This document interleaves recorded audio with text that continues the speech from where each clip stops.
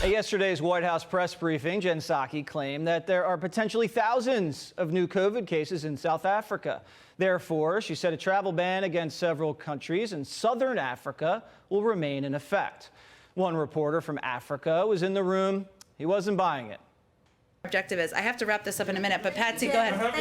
Patsy, go ahead. Go ahead. So just following up Chris's question. Let Patsy. I just answered it. South Africa had thousands of cases. Simon, I answered a question on this. Let Patsy. Simon, I answered a question on this. Let's let Patsy ask a question. It's not effective to scream over your colleagues in here. Let's let Patsy ask a question. Simon Ateba is the man you just saw in that clip. He's the White House correspondent for Today News Africa, and he joins us now. So, Simon, do you think you were being disrespected by the Biden White House? Thank you for having me, Jesse, and I'm so glad to be here. And I thought Fox News were full of racist and hate black and hate Africans, but here you have me, someone who was born in Africa and covers the White House for Today News Africa. I think that the travel ban was based on a lie.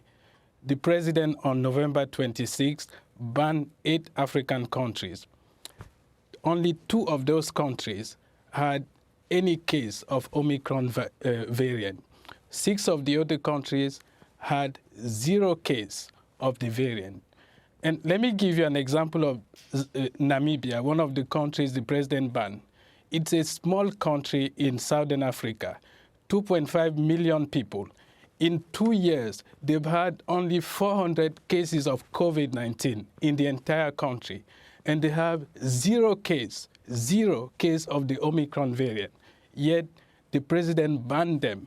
And right now there's total chaos because people can't travel to Namibia, people can't travel to Zimbabwe, people can't travel to Mozambique, yet they have 0 case. So I believe that I wasn't the one who was disrespected. I think Africa was disrespected by banning countries based on a lie. So the Biden people say the scientists told Biden to slap the travel ban on these southern African countries, and he's just doing what the scientists want him to do. Are you buying that? Or do you think there's something more? It's a total lie. The way people see it in Africa, the scientists, I spoke to the WHO before coming here, and I've attended all the press briefing of the WHO in the past 2 years, and I've asked more questions at the WHO press briefing than any reporters in the world.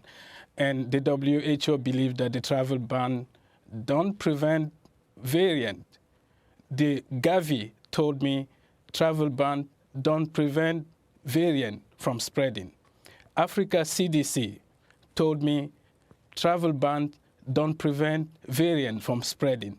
So I believe that it was a very ill-thought idea, and I believe that any scientist who says you should ban countries that have 0 variant and allow countries that have variants to come to the U.S., I believe it's a bad advice, and I think that it seems discriminatory, and it almost seems a bit racist because all those countries, all the 8 countries, are black African countries. Can you imagine if the former president, Donald Trump, and I'm not his fan, I disagree with his tweet, I disagree with 150%, but can you imagine if he had banned 8 African countries, and those countries, 6 of those countries have 0 case of the variant? There would have been an uprising. They will brand him a racist, someone who hates black and hates Africa, and yet we are seeing it in this administration. So I believe that Africa has been disrespected, and I believe that the travel ban do not really make sense. And any scientist who says that you should ban a country that has 0 case and has had 400 cases of COVID-19 in 2 years, and not ban the UK that had 22 cases, and I had hundreds of thousands of people dying in the past 2 years, that cannot be good science. Well, the theoretical situation that you just mentioned, if Donald Trump had done that, he would have been scorched as a racist, shows me that you, Simon, know more about how this country works than a lot of the people in this country do. Thanks for coming on Fox News. You're always welcome. We appreciate it. Thank you for having me.